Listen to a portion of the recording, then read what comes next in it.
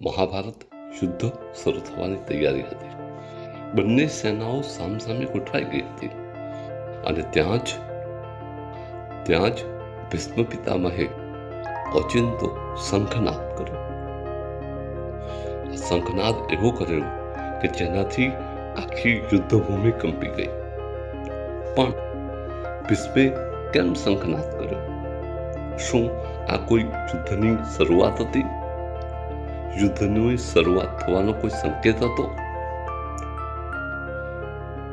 ભગવદ્ ગીતાના શ્લોક 1:12 એટલે પહેલા અધ્યાયના 12મા શ્લોકમાં એવું જણાવ્યું છે કે દુર્યોધનને ઉત્સાહ આપવા માટે ભીષ્મ પિતામહે શંખનાદ કર્યો. પણ શું આ માત્ર એક ઉત્સાહ આપવા માટેનો શંખનાદ હતો?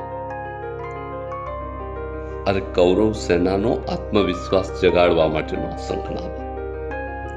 માટે ભીષ્મ પિતામહે સિંહનાદ કરતા હોય એવી ગર્જના સાથે આ શંખનાદ કર્યો.